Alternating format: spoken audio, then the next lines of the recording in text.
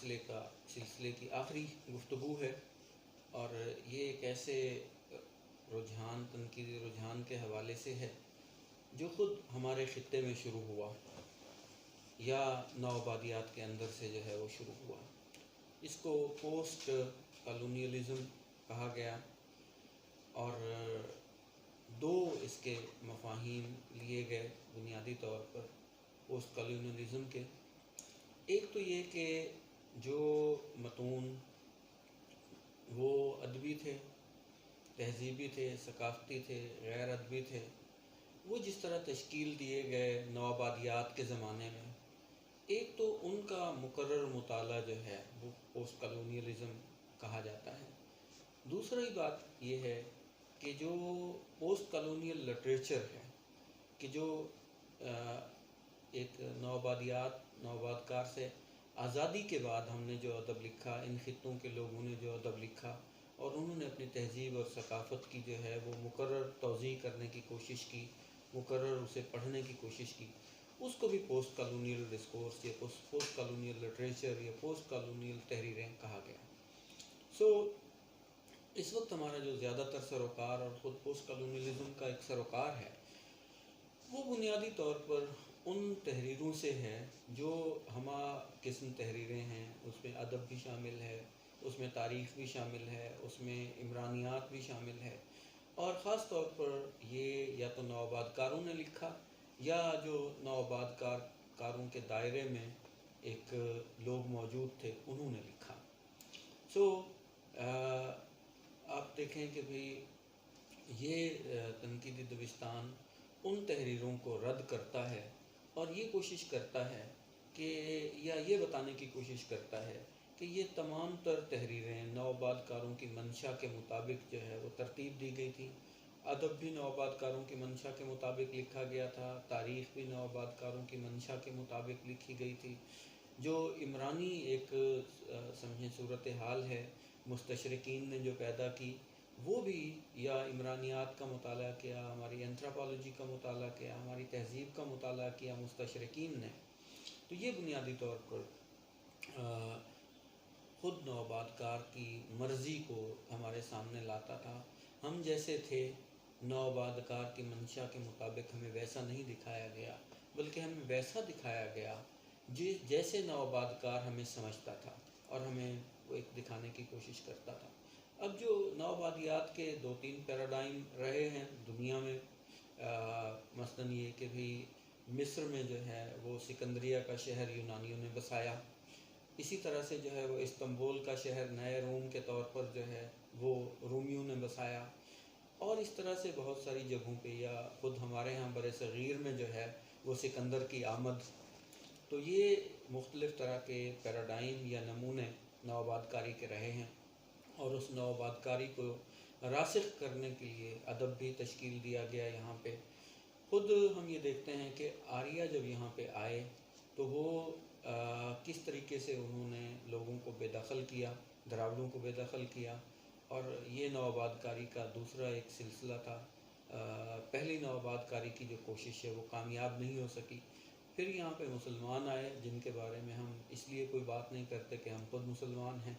پھر یہاں پہ انگریز آئے، اور یہ کیونکہ اس وقت تک کی آخری معلومہ یا شاید آخری تو نہ ہو، اب نوآبادکاری کا وہ پیراڈائم جو ہے وہ تیسرا 20ویں صدی میں وجود میں آیا کہ آپ ریموٹ کنٹرول ایک نوآبادیات بنائیں، جیسا کہ اس وقت ہمیں خود نہیں پتہ کہ ہم امریکہ کی نوآبادی ہیں، چین کی نوآبادی ہیں، یا جو ہے وہ سعودی عرب کی نوآبادی ہیں، عربوں کی نوآبادی ہیں، کس کی نوآبادی ہیں۔ تو یہ خود 50 سال کے بعد جو ہے وہ آپ جب یہاں پڑھا رہے ہوں گے تو یہ دلچسپ سوال آپ کے سامنے جو ہے کچھ نہ کچھ میٹیریلائز ہو کر اپنے جواب کی شکل میں آپ کے سامنے ہوگا۔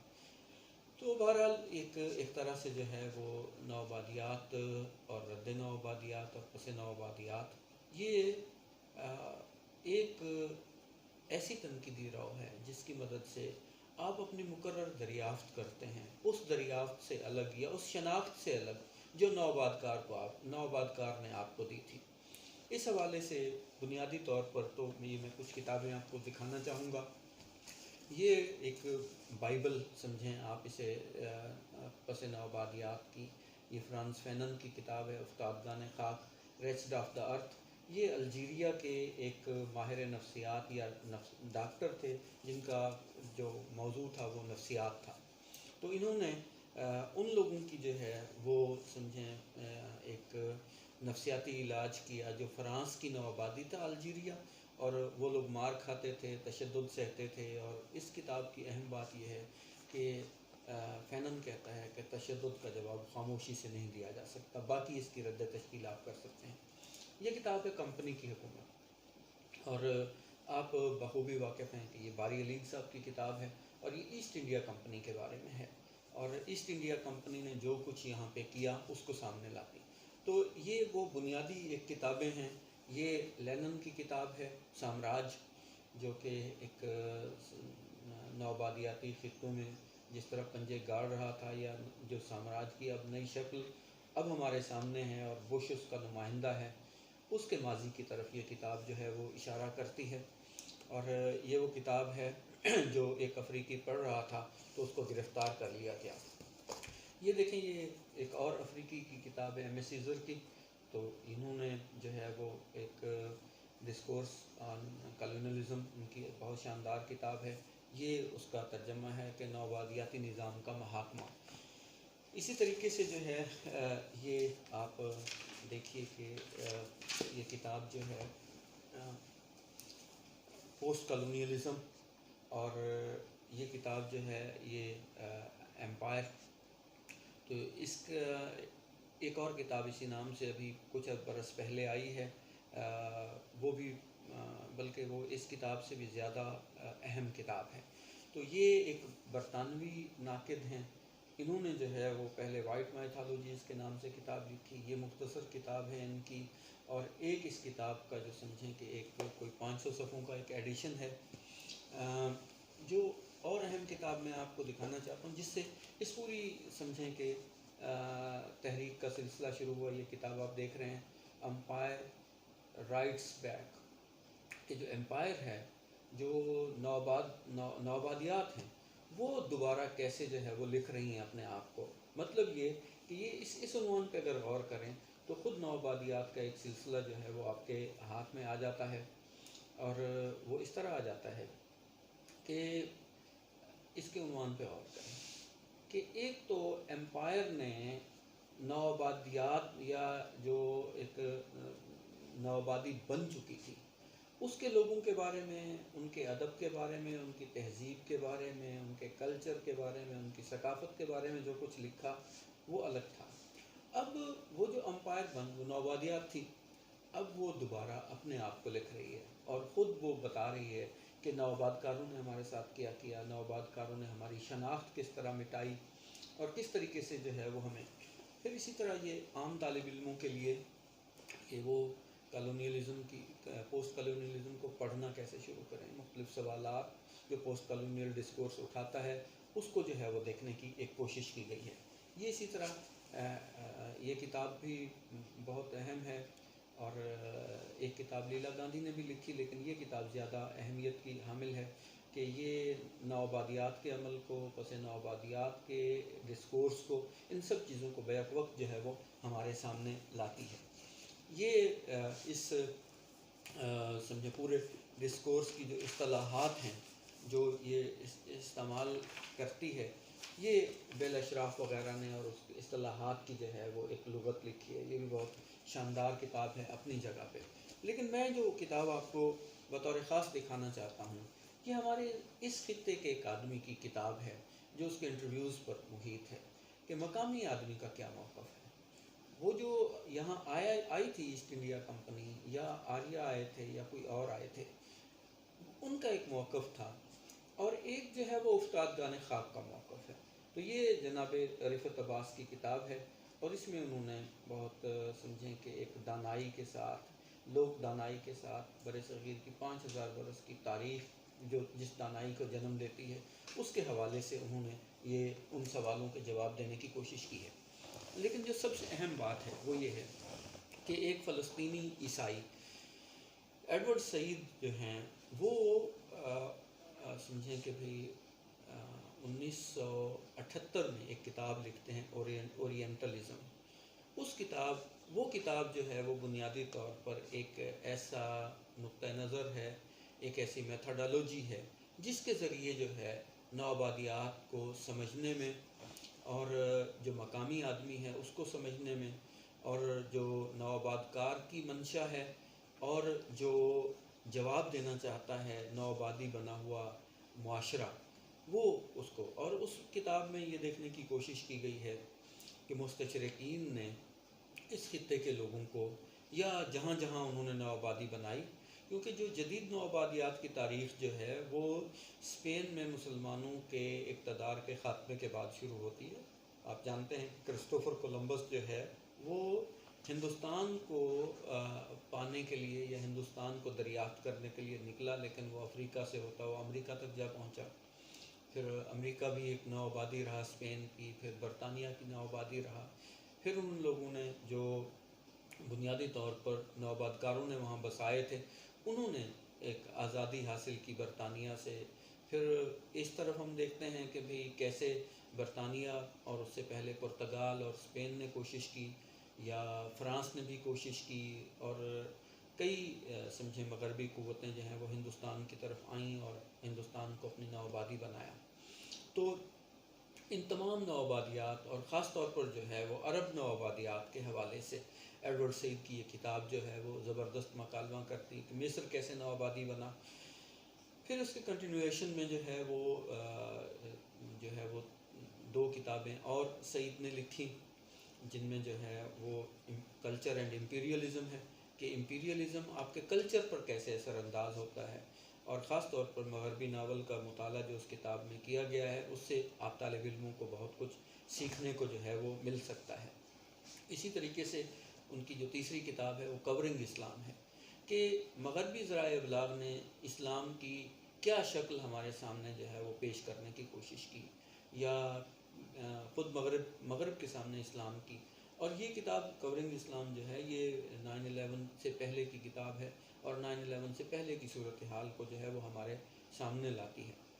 پھر یہ لوگ ہیں جو سعید کے بعد جو ہے وہ سعید بنیادی طور پر بوتیکا تشکیل دیتا ہے، اور سعید پر بھی جو ہے وہ اعجاز احمد نے اور علی گڑھ کے کچھ پروفیسروں نے جو ہے وہ پروفیسر حبیب نے کچھ تنقید کی ہے. اور یہ بھی ایک بات ہے کہ کوئی بھی ڈسکورس صرف آخر تو نہیں ہوتا. سعید بھی جس طریقے سے جو ہے وہ انتہاؤں پر کھڑا نظر آتا ہے، تو اس کے بیچ میں کوئی گرے ایریا بھی ہوتا ہے. لیکن اہم بات یہ ہے کہ سعید کی ان کتب سے جو ہے وہ اس ڈسکورس کو ایک ایسا طریقہ کار میسر آیا جس پر آگے بڑھ کر کام کیا. ایم اے سیزر کی کتاب میں نے آپ کو دکھائی. اسی طریقے سے جو ہے وہ ہومی کے بھابا کلچر اینڈ لوکیشن، اور اس طریقے سے انہوں نے ایک تصور پیش کیا. یا آپ کو جو ہے وہ ایک کتاب جو ہے وہ یہ میں نے دکھائی ہے، یہ رابرٹ ینگ کی کتاب. تو رابرٹ ینگ بھی بہت اہم آدمی ہے، اگرچہ وہ خود نوآباد کار معاشرے سے تعلق رکھتا ہے، لیکن جس طریقے سے اس نے نوآبادیات کے عزائم کو ایک سمجھے ہمارے سامنے لانے کی کوشش کی ہے، ہائبریڈیٹی کے جس تصور کو جو ہے، دو جذبیت کے تصور کو، یا امتزاج کے جس تصور کو، کہ جو نوآبادی بنا ہوا فرد ہے وہ اب لڑے گا کیسے، وہ اپنی ثقافت کو، اپنی شخصیت کو، اپنی تہذیب کو کیسے بچائے گا. تو یہ بڑے اہم سوال جن کا جواب جو ہے وہ رابرٹ ینگ دینے کی کوشش کرتا ہے. اس کی ایک اور کتاب ہے وائٹ میتھالوجیز. کبھی آپ کو خود سے پڑھنے کا موقع ملے تو اس کتاب کو بھی آپ ضرور دیکھیں کہ سفید آدمی کی اسطورہ کیسے بنائی گئی. اور پھر سفید آدمی کی اسطورہ جب آپ پڑھ چکے ہیں تو پھر آپ ارندھتی رائے کا ناول جو ہے گاڈ آف اسمال تھنگز ضرور پڑھیں، کہ جس میں اس نے جو ہے وہ مقامی آدمی کی جو ایک استعارے ہیں، مقامی آدمی کا رنگ ہے، مقامی آدمی کا روپ ہے، ثقافت ہے، اس کو جو ہے وہ کیسے اپنے اس میں لانے کی کوشش کی ہے. پھر ہومی کے بھابا کی بات کی ہم نے، یہ بڑے اہم آدمی تھے. انہوں نے ایک قومیت کے حوالے سے، تہذیب کے حوالے سے بہت سارے سوالات اٹھائے ہیں. گایتری اسپائواک کا نام ہم نے پہلے بھی لیا تھا. انہوں نے ڈیریڈا کی کتاب آف گرامیٹالوجی کا جو ہے وہ انگریزی میں ترجمہ کیا اور بڑا قابل قدر ایک مقدمہ لکھا اس کتاب پر. تو گایتری سپائواک نے جو ہے وہ 3 چیزیں، ڈیریڈا کی فکر، مارکسزم اور فیمنزم، ان 3 چیزوں کو ملا کر اس خطے کی عورت کی تقدیر کے حوالے سے یا اور اس طرح کے بنیادی سوالات جو ہیں وہ اٹھائے ہیں. لیلا گاندھی نے بھی جو ہے وہ ایک کتاب لکھی ہے اور اس میں یہ بتانے کی کوشش کی ہے کہ انڈین ایک پرسپیکٹو میں یا ہندوستانی تناظر میں مہاتما گاندھی جو تھے وہ پوسٹ کالونیل ہیرو تھے. اس پر بڑے سوالات جو ہیں وہ اٹھائے جا سکتے ہیں کہ کیا لیلا گاندھی جو ہے وہ بر صغیر کی جو ایک آبادی میں مختلف قومیتیں جو مختلف مذاہب کی نمائندگی کر رہی تھیں، کیا ان سے وہ واقف نہیں تھیں، کیا تھا. تو بہرحال یہ ایک ایسا دبستان ہے پوسٹ کالونیلزم، پس نو آبادیات، جس پر اردو میں بھی بہت زیادہ لکھا گیا ہے. ناصر عباس نیر صاحب نے، کچھ اور جو ہے وہ اہم لوگوں نے جو ہے وہ اس دبستان کے حوالے سے، سرگودا سے ایک نوجوان ہیں عامر سہیل، وہ اس وقت پنجاب یونیورسٹی سے غالباً کوئی ایم فل کا یا کوئی اس طرح کا کام کر رہے ہیں، تو انہوں نے بھی نوآبادیات کے حوالے سے کوئی کام کیا ہے. ایک چھوٹی سی کتاب جو ہے وہ سرگودا یونیورسٹی کے ایک طالب علم نے بھی جو ہے وہ نوآبادیات کے حوالے سے شائع کی. سانجھ والوں نے نوآبادیات کے حوالے سے کچھ کتابچے شائع کیے. تو گویا بہت سارا مواد جو ہے وہ اس حوالے سے موجود ہے اور اس سے جو ہے وہ آپ استفادہ کرتے ہوئے خود جو ہے وہ اپنی تاریخ، تہذیب، ثقافت، تمدن، اپنے مستقبل کے کردار. لیکن ایک بات جو سب سے اہم میں آخر میں کہنا چاہوں گا آپ سے، وہ یہ ہے کہ کیا یہ تنقیدی دبستان ورق اساس ہے، متن اساس ہے؟ نہیں، یہ زندگی اساس ہے، یہ تہذیب اساس ہے، یہ ثقافت اساس ہے. بے حد شکریہ.